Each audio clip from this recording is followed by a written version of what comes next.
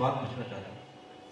जैसे आपने रोजोवास के बारे में बताया, तो कुछ पेशेंट का या जैसे हमारा भी कुछ ये अनुभव रहा है कि 40 mg की रोजोवास से कुछ वीकनेस आती है।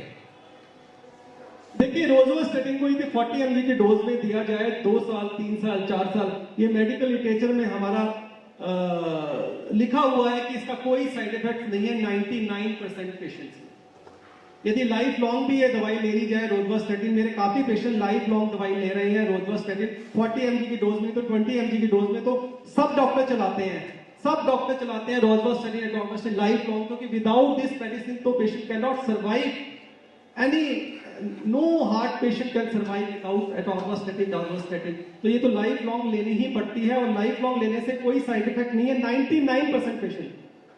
ये साबित हो चुका है। जो थोड़ा बहुत जो तकलीफ होती है कि मसल पेन होता है या कुछ और प्रॉब्लम होती है, वो 1% केसेस में होती है, और वो भी लाइफ थ्रेटनिंग नहीं होती है। यदि मसल पेन हो भी गया है आपको, तब भी हम दवाई बंद नहीं करेंगे, वो थोड़ी डोज कम कर देंगे कुछ टाइम के लिए, फिर दोबारा उसी डोज पे आ जाएंगे, तो पेशेंट को कुछ नहीं होता है। अभी तक तो मैंने एक ऐसा पेशेंट कोई भी नहीं देखा जिससे लाइफ थ्रेटनिंग प्रॉब्लम हो जाए और पेशेंट कोई टॉलरेट नहीं कर पाता इसको। सब पेशेंट टॉलरेट कर पाते हैं। 1 या 2% पेशेंट कहते हैं मुझे दर्द हो गया, तो उनको हम दवाई कम कर देते हैं और दोबारा बढ़ा देते हैं, तो सब ठीक चलता है। इसके कोई साइड इफेक्ट आपने जैसे बताया 99% कोई साइड इफेक्ट नहीं है, 99%।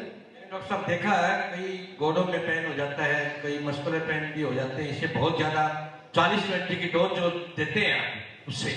देखिए, ऐसा है 40 mg की डोज से या 10 mg की डोज तो हम काफी पेशेंट में देते हैं।